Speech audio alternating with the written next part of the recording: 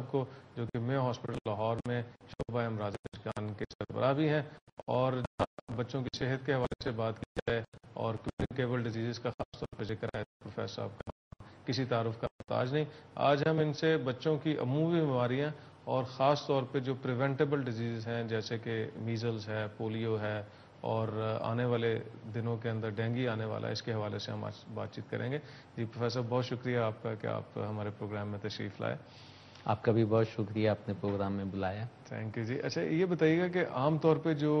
ہمارا third world countries ہے جس میں پاکستان بھی شامل ہوتا ہے، اس میں بچوں کی کون سی ایسی بیماریاں ہیں جن پہ گورنمنٹ کو بھی فوکس رکھنا چاہیے اور والدین کیونکہ امیجیٹلی وہ کیئر کر رہے ہوتے ہیں ان کو بھی چیک اینڈ بیلنس اور اپ ڈیٹ ہوتے رہنا چاہیے اپنے بچوں کے حوالے سے؟ سب اس سلسلے میں یہ ہے کہ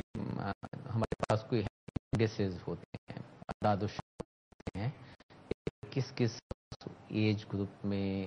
کون کون سی زیادہ بیماریاں اہم ہوتی ہیں اور کون سی ایسی ہیں جن کی وجہ سے اموات بھی ہو رہی ہوتی ہیں. اگر ہم ایک پیرامیٹر جو لیں کہ جی 5 سال سے چھوٹی عمر کے جو بچے ہیں ان میں شرح اموات کیا ہے اور اس کی کیا کیا وجوہات ہیں جو موٹی موٹی ہیں، تو ہم یہ دیکھتے ہیں کہ پاکستان میں شرح اموات کوئی 90 سے اوپر ہے پر 1000 لائف برتھ. یہ جو فگر ہے یہ ہمارے لیے شرمندگی کا باعث ہے کہ یہ بہت زیادہ ہے. ہمارے ارد گرد کے جو ممالک ہیں اور جن کے آپ فائنینشیل اکنامک سچویشن اور انفراسٹرکچر کو اگر آپ دیکھیں ان کا موازنہ کریں تو وہ ملک جو ہمارے سے بہت پیچھے ہیں وہ بھی اس معاملے میں ہم سے بہتر ہے. ہمارے پڑوسی ملکوں میں سے ہندوستان، نیپال اور بنگلہ دیش، ان کے فگر ہمارے سے تھوڑے ملتے جلتے ہیں لیکن بہتر ہیں. اچھا کیا بنیادی وجہ آ رہی ہے کہ ہم ان کے بالکل ساتھ بیٹھے ہوئے ہیں لیکن ہم ان جیسے فگرز بھی ابھی نہیں لے کے آ سکے؟ ان سے بہتر کی تو بات دور کی ہے، ان کے لیول پہ بھی نہیں ہم آ پا رہے ہیں. بلکہ ڈاکٹر صاحب آپ کو حیرت ہوگی اس بات کی کہ جو افریقہ، سب سہارن افریقہ کے جو ملک ہیں ہم بہت سارے فگرز میں ان سے تھوڑے سے زیادہ ملتے ہیں، جو اس لیے میں نے کہا کہ تھوڑا شرمندگی کا باعث ہے کہ انفراسٹرکچر، اکنامیکل پوزیشن، جو بھی فائنینشیل سچویشن ہے اس میں ہم اتنے زیادہ برے نہیں ہیں جتنے ہمارے ہیلتھ انڈیسز برے ہیں. اور ان کو بہتر ہم یہی سوچتے ہیں کہ یہ بہتر ہونے چاہیے تھے، اگر نہیں ہے تو ان کو بہتر کیا جا سکتا ہے. اب 5 سال سے چھوٹے عمر کے جو بچے ہیں ان میں اگر آپ شرح اموات کی بات کریں تو 3 بڑی بیماریاں ہیں جو جن کی وجہ سے بچوں میں ڈیتھس ہو رہی ہیں، اور یہ وہ بیماریاں ہیں جو عام طور پہ بچے بیمار بھی اس کی وجہ سے زیادہ ہوتے ہیں، ہسپتالوں میں جانا، داخل ہونا، یہ سارے بھی اس کی وجہ سے زیادہ ہیں. ان میں سے سب سے پہلے نمبر پہ نمونیا ہے، اس کے بعد اسہال کا مرض ہے، اور تیسرے نمبر پہ جو نوزائیدہ بچے ہیں ان میں بھی ہماری شرح اموات جو ہے وہ بہت زیادہ ہے. اگر آپ فگر کی بات کریں تو ایسے کہا جا سکتا ہے کہ 19% ڈیتھس جو ہیں انڈر 5 کی وہ نمونیا سے ہیں، 17% ڈیتھس جو ہیں وہ اسہال سے ہیں، اور 23% ڈیتھ جو ہیں وہ نوزائیدہ بچوں میں ہیں. اور نوزائیدہ بچے وہ ہیں جو زندگی کے پہلے 28 دن کے اندر کا جو پیریڈ ہوتا ہے اس کو ہم نوزائیدہ بچوں میں اس کی شرح اموات جو ہے وہ تقریباً 23% ہے. تو ان تمام 3 بیماریوں کو اگر ہم ملا لیں تو یہ تقریباً 65% کے قریب جتنے بچے مر رہے ہیں وہ ان 3 بیماریوں کی وجہ سے ہیں. اور اس میں جو سب سے اہم بات ہے وہ یہ کہ ان میں سے میجورٹی ڈیتھس ایسی ہیں جو پریونٹیبل ہیں، جن کو روکا جا سکتا ہے. اچھا یہ آپ نے بڑی اچھی بات کی کہ پاکستان کے ریسورسز بھی بہتر ہیں، ہمارا انفراسٹرکچر بھی ہے، اور ہمارے جو قریب ترین لوگ ہیں ان کے پیرامیٹر سے ہم لیگ کر رہے ہیں، اور پریونشن ایک ایسی چیز ہے جس کی وجہ سے ہم بہتر لا سکتے ہیں. تو توانائی کے بحران کا واحد حل diamond Jumbolon insulation. This time check is brought to you by Diamond Jumbo Loan. کہ کوئی ایسا ملک بھی ہے ہمارے پڑوسی میں جو ہماری ایگزامپل بن سکتا ہے جہاں کے پیرامیٹرز بہتر ہیں کہ ہم اس کو ماڈل بنا لیں اپنے لیے؟ جی سری لنکا جو ہے وہ ہیلتھ پیرامیٹر کے حساب سے جو ہم 3 ملکوں کے جو نام لیے ہیں، پاکستان، انڈیا، بنگلہ دیش، ان 3 بہت بہتر ہے، اور ان کی مارٹیلٹی جو ہے وہ نیچے ہے. تو اس سے یہ ایک چیز جو ہے وہ سمجھی جا سکتی ہے کہ ریسورسز جتنے بھی ہوں اگر ان کو تھوڑا سا بہتر طریقے سے استعمال کیا جائے، اس کی پلاننگ کی جائے اور تھوڑا اس میں کمٹمنٹ کو شامل کر لیا جائے، تو بہت سارے کام ایسے ہیں جو آج بھی ان ریسورسز کے ساتھ ہم یہاں پہ کر سکتے ہیں اور اپنے ہیلتھ پیرامیٹرز کو بہت بہتر کر سکتے ہیں. اچھا پروفیسر صاحب یہ بتائیے گا کہ کیونکہ 3 بیماریاں آپ نے بات کی، ڈائریا کی بات کی، نمونیا کی بات کی اور نیونیٹل ڈیتھ جو ہے اس کا ہم نے ذکر کیا. آج کل موسم بھی ہے گرمی کا، ڈائریا ایک لیڈنگ پرابلم آ جاتی ہے.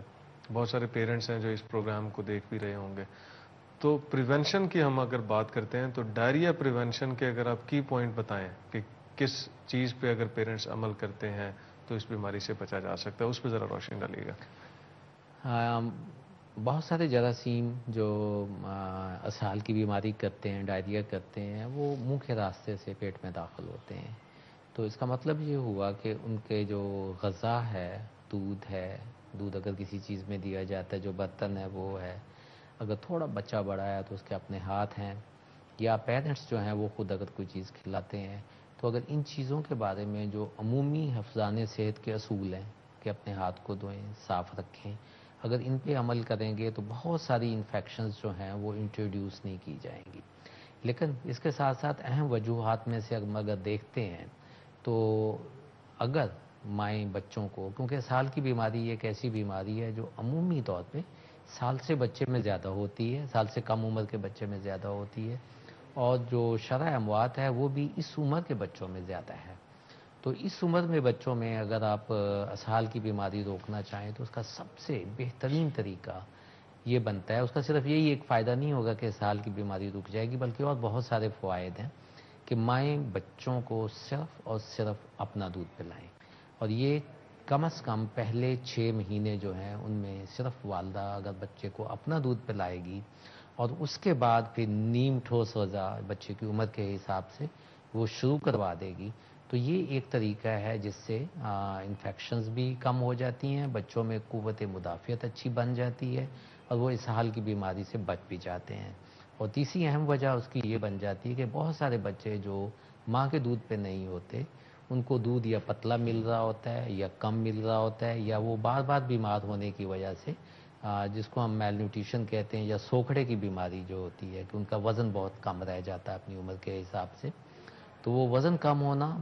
سوکھڑے کی بیماری ہونے کی وجہ سے بھی ان کے اندر قوت مدافعت کم ہو جاتی ہے اور وہ ایک آسان سا شکار بن جاتے ہیں. جب بھی کوئی جراثیم ان کو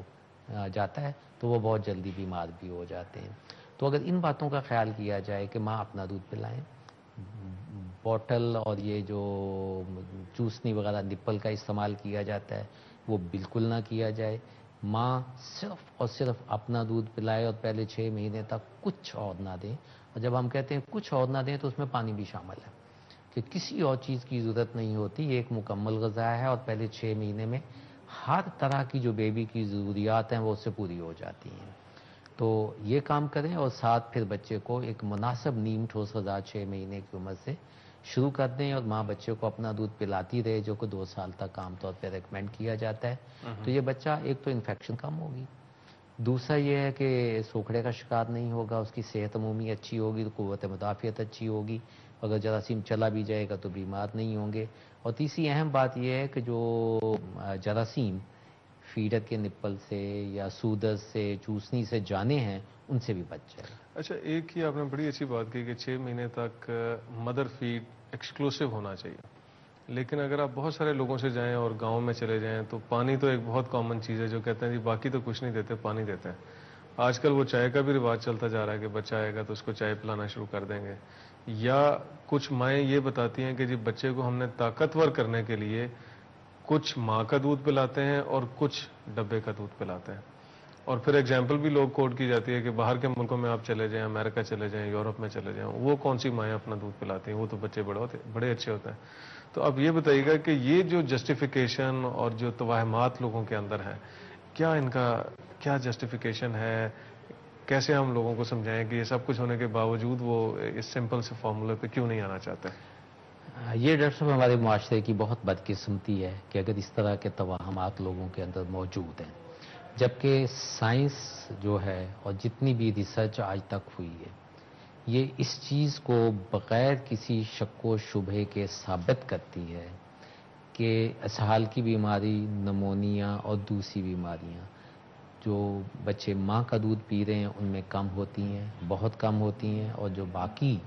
دودھ دوسرے پینے والے ہیں وہ گائے بھینس کا دودھ ہے یا ڈبے کا دودھ ہے، ان دونوں میں وہ بیماریاں زیادہ ہوتی ہیں۔ دوسری بات یہ ہے کہ ماں کے دودھ کے اندر غذائیت کے لحاظ سے اگر دیکھا جائے تو تمام چیزیں اس مناسب مقدار میں موجود ہیں جو بچے کو چاہیے ہوتا ہے۔ اور تیسری بات میرا خیال ہے یہ حیرت کی بات ہوگی عام سننے والوں کے لیے کہ جو گائے بھینس کا دودھ ہے یا باٹل کا جو ڈبے کا دودھ ہے اس کا ایک فکس فارمولا ہے جی، اس کے اندر ہمیں پتہ ہے کہ اتنی اتنی چیز موجود ہے۔ ماں کا دودھ ایک ایسی ڈائنامک سی چیز ہے کہ ہر وہ بچہ جس کی ضرورت ایک بچے کے دوسرے بچے کو مختلف ہو سکتی ہے۔ میں مثال کے طور پہ ایک بتاتا ہوں کہ ایک ماں کا ایک بچہ وقت سے پہلے پیدا ہو گیا، اس کا دوسرا بچہ جو تھا وہ وقت پہ پیدا ہوا،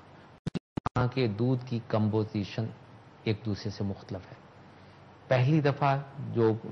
وقت سے پہلے پیدا ہونے والے بچہ ہے اس کے لیے ماں کے دودھ میں پروٹین بھی بڑھ جاتی ہے، اس کے لیے فیٹ بھی بڑھ جاتی ہے اور اس کی انرجی طاقت بھی بڑھ جاتی ہے، اور یہ اس کے ساتھ ساتھ قوت مدافعت کے لیے جو امیونو گلوبولنز ہوتے ہیں یا زندہ سیل ہوتے ہیں جو جراثیم کو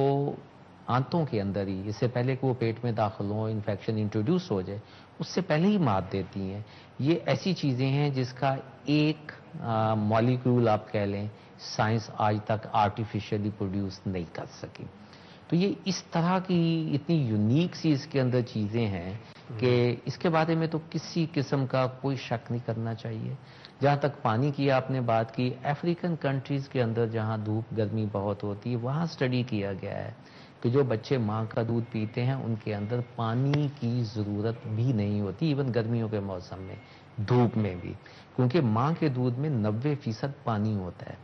اور اگر آپ ایکسٹرا پانی دینا ہی چاہتے ہیں تو ہم یہ ریکمینڈ کرتے ہیں کہ آپ ایکسٹرا ٹائم مدر فیڈ کروا دیں۔ اس سے صرف یہ نہیں ہوگا کہ آپ کے پانی کی ضروریات پوری ہو جائیں گی بچے کی، بلکہ اس کو غذائیت والا پانی ملے گا اور اس کا وزن زیادہ بہتر گرو کرے گا۔ اچھا، ایک چیز اور میں آپ سے پوچھنا چاہوں گا کیونکہ خواتین کیونکہ بڑا امپورٹنٹ ٹاپک آپ نے بتایا ہے کہ ڈائریا روکنے کا بہت آسان طریقہ ہے کہ مدر فیڈ پہ رکھیں، اکانومی بھی ہے اس کے ساتھ اور بچے کی صحت بھی ہے۔ بہت ساری ہماری جو خواتین ہیں وہ ان کے پاس کچھ اور لاجکس بھی ہو جاتے ہیں، وہ کہتے ہیں جی دودھ آتا نہیں ہے بچے کے لیے، یا بچہ بھوکا رہ جاتا ہے، جی بچہ اس کو روتا رہتا ہے بار بار تو میں اس کو چپ کرانے کے لیے کوئی ڈبہ لگا دیتی ہوں۔ تو یہ بتائیے گا کہ یہ جسٹیفیکیشن کیا ہے کہ واقعی ماں کے فیڈ کی کوانٹٹی کیا پوری نہیں ہو پاتی بعض ماؤں میں، یا ڈیفرنٹ ہوتا ہے کوئی ایسا مسئلہ کہ ان کو مجبوراً مدر فیڈ اوائڈ کرنا پڑتا ہے؟ سائنٹیفکلی اسپیکنگ جو مدر کے پاس یہ پوٹینشل ہے کہ وہ ماں بن سکے، اس کے پاس وہ پوری کی پوری وہ اکوپڈ ہے، اس میں سب خصوصیات موجود ہیں کہ وہ اپنے بچے کو اپنا دودھ بھی پلا سکے اور دودھ بھی پوری مقدار میں ملے گا۔ جیسے آپ نے توہمات کی بات کی اور جو عام طور پہ پریکٹسز جو ہیں ان کی طرف اگر ہم دیکھتے ہیں تو بہت ساری ریزن ایسی ہیں جس وجہ سے عام طور پہ یہ کیا جاتا ہے کہ ماں کا دودھ پہلے 2-3 دن تک بچوں کو نہیں پلایا جاتا۔ کہا یہ جاتا ہے کہ دودھ اترا نہیں ہے یا دودھ وہ اچھا نہیں ہے، صحت مند نہیں ہے۔ دیہاتوں میں یہ بات کی جاتی ہے کہ پہلے 3 دن دودھ اچھا نہیں ہوتا تو اس لیے وہ دودھ نہیں پلایا جاتا۔